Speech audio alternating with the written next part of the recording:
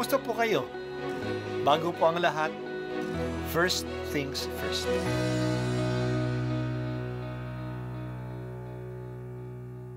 Good morning po.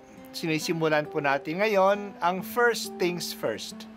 At dito po, tinatalakay natin sa unang bahagi ng umaga natin ay ang first readings na binabasa po sa banal na misa. Ito pong tinatalakay natin kasi madalas po marami na tayong alam tungkol sa gospel readings. Pero konti po ang nagsasalita sa first readings. Pero ang first readings, bahagi din po yan ng Biblia, ng banal na kasulatan. Kaya susubaybayan po natin ang mga first readings, basahin po natin at kuminsan kailangan ng basahin ng 2 o 3 beses bago maintindihan kasi hindi po tayo familiar sa mga istorya at sa mga kaisipan na tinatalakay dito.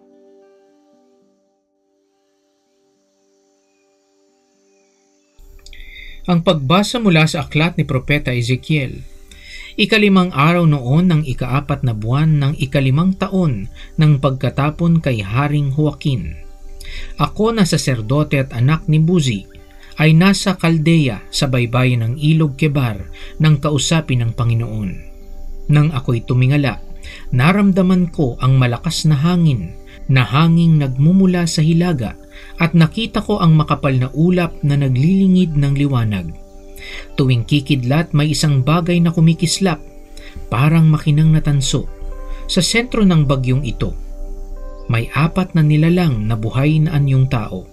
Nang sila'y lumipad, parang lagaslas ng malaking baha ang dinig ko sa pagaspas ng kanilang mga pakpak, parang ugong ng tinig ng Diyos na makapangyarihan sa lahat.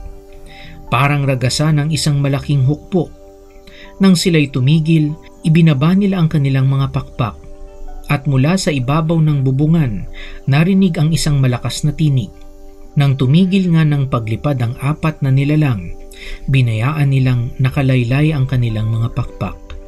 Sa ibabaw ng bubungan, naroon ang tila tronong yari sa sapiro at may nakaupong animoy tao.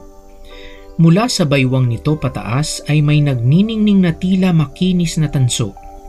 Sa ibaba naman ay may nakapalibot na apoy na nakasisilaw na ang kulay ay parang bahaghari. Ganyan ang katulad ng kaningningan ng Panginoon. Ang salita ng Diyos. Salamat sa Diyos.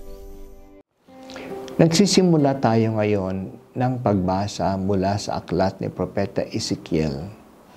Ang propetang ito ay kasama sa mga bihag na pinadala sa Babylonia sa unang pagkakapatapon ng mga Israelita mula sa Jerusalem noong taong 597 BC.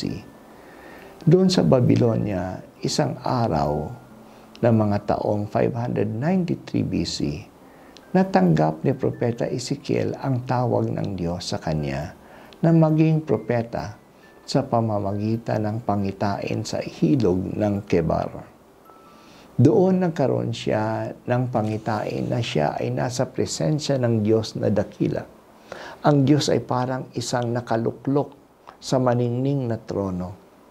Napapalibutan siya ng apoy na nakasisilaw at ang kulay na ito ay parang bahaghari.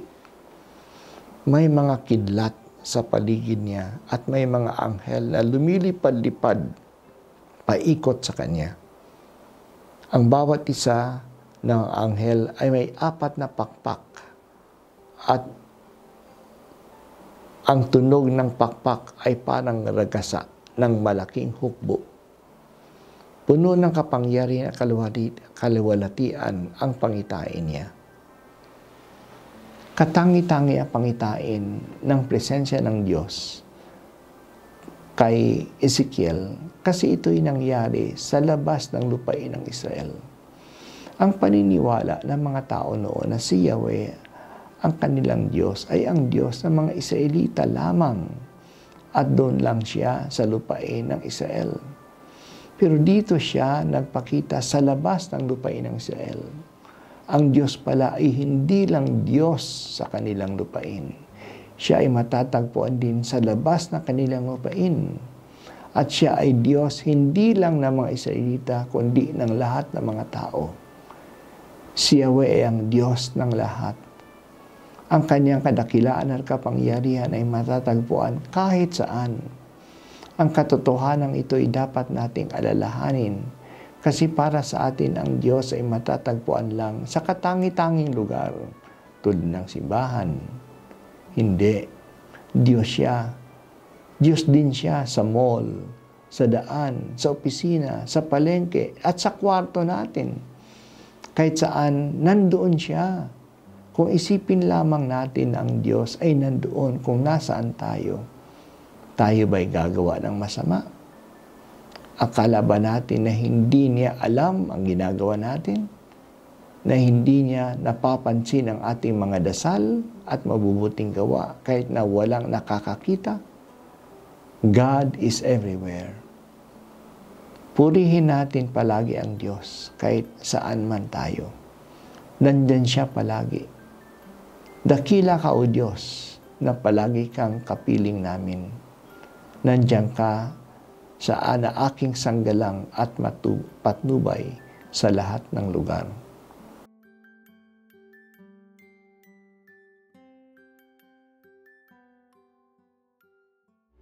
At ako po ay si Bishop Broderick Pabilio dito sa First Things First.